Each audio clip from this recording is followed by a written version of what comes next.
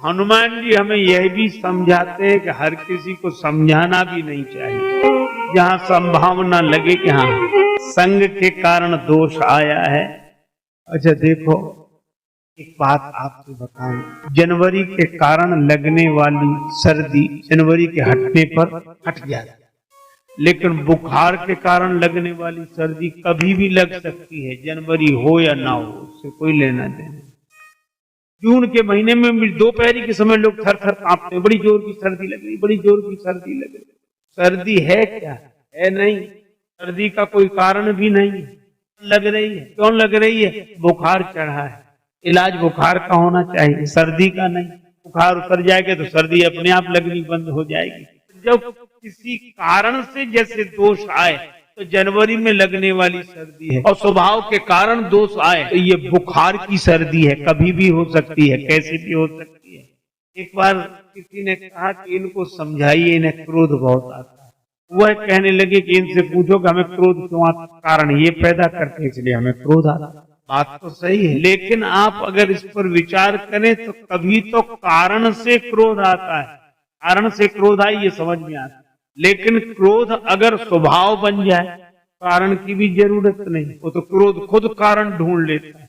जैसे कोई आदमी बैठा है, अब उनके क्रोध से उनका कोई लेना देना, तुम भी यहीं बैठे हो, अब बैठने से उनके क्रोध का कोई मतलब नहीं है, क्रोध खुद कारण ढूंढने लगता, क्योंकि क्रोध स्वभाव है। तो शंकर जी ने कहा कि रावण का स्वभाव ही ऐसा है, इसलिए हम इसे नहीं समझाते, लेकिन लंकनी जैसे समझाए जाते। हनुमान जी लंकनी पर तो प्रहार करते हैं, लेकिन रावण से हाथ जोड़ते, विनती करो जोरी कर रावण। इसका अर्थ है कि कुसंग के कारण दोष जिनमें उत्पन्न हुआ हो उन पर शब्द की चोट करके जीवन बदलने की चेष्टा करें, और जिनके स्वभाव में दोष हो उनके तो हाथ जोड़कर ही प्रार्थना कर लेनी चाहिए, भगवान का भजन करो, इसी में कल्याण। और भजन से स्वभाव बदलेगा, निश्चित बदलेगा, क्योंकि राम नाम जिन्होंने स्मरण किया उनके स्वभाव बदल गए। तुलसीदास जी कहते मेरे ही बदल गया, जो सुमिरत भयो भांगते तुलसी तुलसी। तो हनुमान जी महाराज लंकनी को स्वस्थ बना देते और फिर आगे बढ़ जाते हैं, वहीं नहीं रुकते हैं। कितनी अद्भुत बात है, समझाने वाले वहीं रुक जाते हैं कि कोई फिर मिले तो दूसरे को समझाए। अरे समझाओ तो, पर आगे भी बढ़ते। गंगा जी का उद्देश्य है समुद्र से मिलना, मार्ग में जिसका भला हो जाए। तो हनुमान जी समझाते तो जा रहे हैं, पर यह भी समझते जा रहे हैं कि हमारा उद्देश्य दूसरा है। अच्छा एक अद्भुत बात है, सब सो रहे थे, हनुमान जी घूमते रहे पूरी रात, हनुमान जी जाग रहे हैं। अब यहां भी एक बड़ा अद्भुत संकेत है, हनुमान जी को सोने वालों से कोई शिकायत ही नहीं हुई कि ये क्यों सो रहे हैं। अच्छा हम लोगों के साथ बड़ी दिक्कत होती, अगर एक दिन कोई सवेरे जाग जाए, जिसके लिए जागा है वह तो करता नहीं, सोने वालों को देखता कौन कौन सो रहे। एक सज्जन से सवेरे एक संत से बोले कि आप भजन करते हो, हमको भी जगा दिया करो। अच्छा जगा, उन्होंने सवेरे जगा, चलो मंदिर दर्शन करके जग गए। अब जितने ऐसे पापी हैं या अधम है अब तक जगे, इन्होंने इनकी जिंदगी बेकार। महात्मा ने कहा कि हमसे ही गलती हुई, तुम्हें बेकार जगाया, इसके लिए जगे थे। अरे तुम जगे इसलिए थे कि तुम भगवान के मंदिर में दर्शन को जाओ, भगवान से जुड़ोगे, तुम तो सोने वालों की निंदा से भर गए। इसका अर्थ यह है कि हमारा जागना बेकार चला है। हमारा जागना इसलिए थोड़ी तक सोने वालों को गाली दी और सोने वालों से घृणा करें, मन को वहीं अटका दे। तो ये सीख हनुमान जी से लेनी चाहिए। सब सो रहे हैं और हनुमान जी उनके बीच में जाग रहे हैं, लेकिन जागकर सोने वालों को देखकर उनके मन में कोई शिकायत नहीं है। तो भले ही उनकी दृष्टि देही पर जाती है, पर खोज तो वैदेही की है। अजय इसीलिए भक्त कभी किसी विवाद में नहीं पड़ते। एक संत ने कहा तेरी जुदा पसंद है, मेरी जुदा पसंद, तुझको खुद ही पसंद है, मुझको खुदा पसंद, इसमें कोई बात नहीं। तुम सो हम जागे, और हनुमान जी जिसके लिए जागे हैं बस उसे खोज रहे हैं।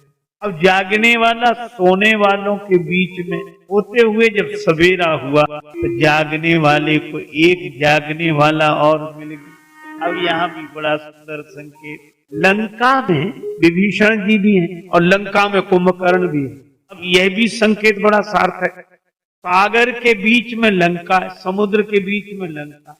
अगर देखा जाए तो हमारी जिंदगी ही लंका है और समुद्र क्या है? संसार समुद्र के बीच में हमारी जिंदगी ही लंका है और इसमें दो सो रहे हैं, कुंभकर्ण भी सो रहा है और विभीषण जी भी सो रहे हैं। अगर देखा जाए तो संसार समुद्र के बीच में बसी हुई हमारी जिंदगी रूपी लंका में कुमति का कुंभकर्ण भी सो रहा है और सुमति के विभीषण जी भी सो रहे हैं। बस अंतर यही है, क्या कुमति के कुंभकर्ण को कुसंग का रावण जगाता है और सुमति के विभीषण जी को सत्संग के हनुमान जी जगाते हैं। बस इतना ही। हमारे जीवन में भी कुमति का कुंभकर्ण सो रहा है, कुसंग का रावण उसे जगाते हैं और हनुमान जी का सत्संग सुमति के सोए हुए विभीषण जी। संत जिसके द्वार पर आ जाए उसके जीवन में सुमति जाग जाए और यही हुआ। हनुमान जी ने सोचा यहाँ कहाँ सज्जन कर वासा, मनमोह तर्क करे कपिलागा। हनुमान जी को आश्चर्य हुआ कि यहाँ भी सज्जन। तब तक विभीषण जी ने भगवान नाम स्मरण किया जाग कर, और जागने का उद्देश्य यही है, जो भगवान के नाम से जुड़ जाए तभी जागना सार्थक है। और भगवान का नाम न लिया तो जागे ही काहे, तो इससे तो सोते ही रहते तो अच्छा था। हालांकि आजकल लोग जागते कम है, जगाए जाते हैं और वो भी चाय के नाम से जाते। पर हाँ, विभीषण जी जागे और विभीषण जी ने जाकर राम राम राम स्मरण किया। हनुमान जी ने कहा कि बस इनसे मिलो, सीता जी मिल जाए। क्यों? बस यही तो बात है। सोने की लंका में जो जाग कर भगवान का नाम ले रहा हो, ऐसे संत से मिलो तो भक्ति की प्राप्ति हो जाएगी, शांति की प्राप्ति हो जाएगी। और जागकर जो भगवान के नाम से जुड़ा है उस, इसीलिए हनुमान जी विप्र रूप धरि वचन सुनाए, विभीषण जी से मिले, परिचय। विभीषण जी की दृष्टि देखो, विभीषण जी कहते हैं कि आप भक्त, और हनुमान जी क्या कहते हैं कि मैं भक्त नहीं। आज तो दूसरा न कहे, हम ही कहते हैं कि हम इतने बड़े भक्त, हमें कुछ समझते ही नहीं। पर हनुमान जी कहते हैं कि मैं भक्त नहीं। ये हनुमान जी का वैसे। और विभीषण जी की विशेषता ये, वो कहते हैं अगर आप भक्त नहीं है तो भगवान है। हनुमान जी ने उनको राम कथा सुनाई। हनुमान जी की विशेषता क्या है? राम कथा सुनाई पहले, अपना नाम लिया पीछे। तो विभीषण जी ने कहा कि राम जी की कथा सुनाने के बाद पीछे अपना नाम क्यों लिया? हनुमान जी बोले इसलिए क्योंकि राम कथा के पीछे ही तो मेरा नाम है, नाम के पीछे राम कथा नहीं। मेरे कारण राम जी की कथा नहीं, राम जी की कथा के कारण मैं। यह सुनत जुगल तन पुलक मन मगन सुमिर गुण राम। हनुमान जी से विभीषण जी बोले कि मेरी बुरी दशा है, मैं ऐसे रहता हूं जैसे 32 दांतों के बीच में जीभ, जिम दसनन मह जीभ विचारी। हनुमान जी ने कहा विचारे मत बनो, विचार करो। क्या विचार करें? मुंह में जीभ पहले आई कि दांत? जीभ पहले, और अंत तक किसका भरोसा है? दांतों का है नहीं, पर जीभ तो रहेगी। दांत तो बीच में आए, बीच में चले जाए, कोई ठिकाना नहीं, क्योंकि बचपन में एक बार आकर चले गए। जीव तो पहले और बाद में, ये बीच वालों से क्या? विभीषण जी बोले डरे क्यों नहीं, दुर्दशा कर रखी है 32 है हम अकेले। दांतों के बीच में भोजन के बाद अन्न का कण, साग का तृण फंसा रह जाए तो परेशान जीभ होती, बार बार जाती, कुरेदेगी, निकालेगी। जीभ आराम से नहीं बैठे। हमें आज तक समझ में नहीं जीभ को क्या परेशानी, समस्या तो दांतों की है, चैन से नहीं बैठे जब तक वो निकल नहीं जाए। पूरा प्रयास ये जीभ का व्यवहार दांतों के, दांत भोजन करते समय ऊपर नीचे के दांतों के बीच में जीभ आ जाए तो दांतों ने आज तक लिहाज किया कि हमारा इतना ख्याल रखे, उसी को कुछ जो कर हित अनहित साहू। विभीषण जी ने कहा हम इनका इतना ख्याल रखते हैं राक्षसों, इनमें कोई बुराई लगी न रह जाए, पर यह हमको ही कुचल। वो 32 हम एक। हनुमान जी बोले चिंता मत करो, जीव तो दांतों का ऐसा बिगाड़ सकती कि कोई नहीं बिगाड़ सकता। कहा कैसे? कहा जब दांत ज्यादा परेशान करने लगे तो डॉक्टर के पास जाकर बोलता कौन है? जीव। डॉक्टर साहब अब तो ये दांत बहुत परेशान कर रहे हैं। जीव अगर डॉक्टर से एक बार शिकायत कर दे तो दांत विरोध करते थे, नहीं साहब ये झूठ बोल रही है, हम 32 हैं, हमारी बात सुनी जाए। डॉक्टर क्या करता, अपना औजार उठाता, एक एक करके सब दांत निकाल कर बाहर करता, और मुंह में अगर एक भी दांत न रहे तो राज्य किसका? जीव का। चाहे जहां घूमे कौन रोकने टोकने वाला।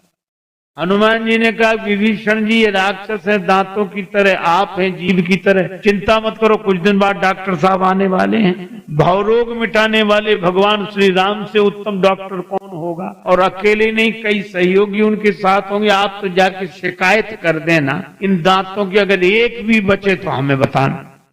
मुख में एक भी दांत नहीं रहा तो राज्य जीव का, इसलिए तो तुमरो मंत्र विभीषण माना, लंकेश्वर भय सब जग जाना। हनुमान जी ने ऐसे उनको समझा।